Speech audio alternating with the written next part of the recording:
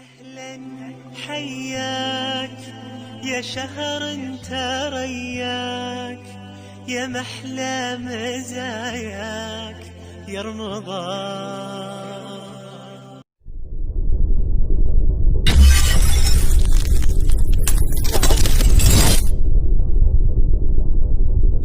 بسم الله الرحمن الرحيم. الحمد لله رب العالمين، والصلاة والسلام على رسول الله وآله وصحبه أجمعين. أحبتي في الله، shalay baan soo dhowaynaynaa bishii ramadaan. maantana waxaan sabootinaynaa tobankii hore ee ramadaan. laa ilaaha ila allah. maxaa ka dhaqsa badan maalimaha. barakadii baa laga siibay. sanadkii bil oo kaluu noqday, bishiina 7 oo kale ayay noqotay. walaal naftaada weydii, tobankii hore ee ramadaan way tagtee maxaad qabsatay? maxaad fashay xasanaad iyo sadaqo? imisaad qur'aan akhriday? imisaad qaraabo xidhiidhisay? ilaahay daraaddii ma u oyday? dadku ma kaa badbaadeen?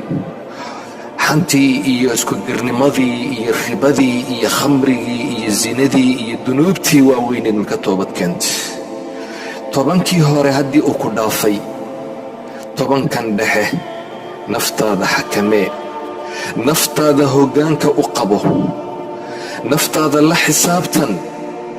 ilaahay fadligiisa bisha ilaahay wuxuu inoogu qaybiyey 3 tobanaad. tobankii hore haddii uu ku dhaafay, tobankii hore haddaad gaabisay, tobankii hore haddaad caajistay, tobankii hore haddaad seexatay, tobankii dhexe ayaa lagu jiraa. tobanka dhexe ayay u eekaanin tobankii hore. tobanka dambe ee leylatu qadrigu uu ku jirana ayayna u eekaanin 20ka hore. naftaada la xisaabtan. waxaan ku jirnaa adduun, waxaan ku jirnaa maalimo khayr badan. waa wakhtigii nafta lala xisaabtamayey. qofka caqliga badan, qofka garaadkiisu uu soo jeedo, qofka maskaxda fayow, waa qof fikiraya, waa qof xisaabtamaya. nebigu waxa uu yidhi sala allahu calayhi wasalam: alkayisu man daana nafsah wa camila lima bacda almowt, waalcaajizu man atbaca nafsahu hawaaha watamannaa cala allahi alamaani.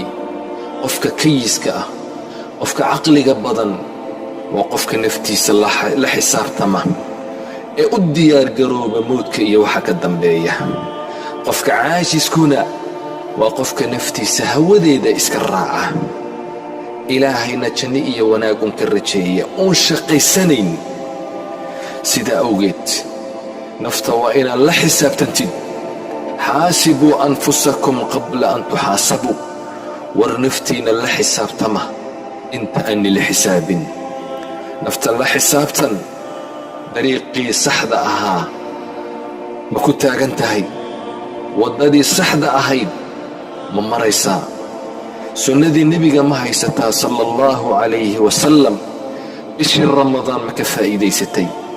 tobankaa hore ee ramadaan ma kasbatay khayr badan? ma ka faa'iidaysatay? walaal, maantaad adduun joogtaa. maanta ayaad joogtaa wakhtigii wax la beeranayey. waa wakhtigii beerta la beeranayey. waa wakhtiguu roobku da'ayey.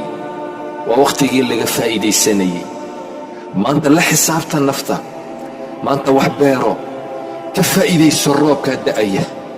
khayrkaasii iyo ramadaankaasi iyo nicmaddaasi iyo fadligaasi iyo salaadu taraawiix, sadaqadda, taasaa rooba tii lagu beeranayo weeyaan.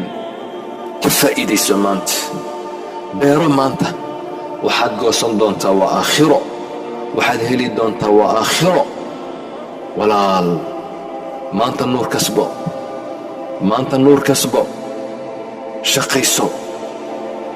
mu'miniintu maalinka qiyaamaha camalkoogii, wanaaggii iyo khayrkii ay kasbanayeen ayaa nuur u noqonaya, oy siraadka ku kormarayaan. munaafiqiintii aan soo shaqaysan, maalinkaasi mu'miniinta ayay ku leeyihiin unduruuna naqtabis min nuurikum, in yar noo kaadiya, nuurkiina ha iniga qaadanno, in yar noo kaadiya, nuurka han iniga qaadanna waxay ku leeyihiin qiila irjicuu waraa'akum faltamisuu nuura, adduunkii dib ugu noqda oo soo kasbada nuur, soo shaqaysta, khayr soo shaqaysta, soo sooma, soo diyaargarooba, adduunkiina ma dib bay ugu noqon karayaan. walaal, maanta ayaan joognaa meeshii wax lagu beeranayay. waa inaan wax beeranno, waa inaan dadaalno, waa inaan wax maqalno oon wax garanno. ahlu naarku waxay leeyihin low kunnaa nasmacu aw nacqilu maa kunnaa fii asxaabi asaciir. haddaan wax maqlayno oon wax fahmayno oon wax garanayno, maanta ahlu naarka maanu ka mid noqonayn, kumay camal falayn.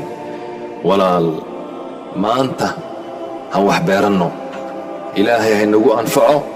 wassalaamu calaykum waraxmat ullaahi wabarakaatuh.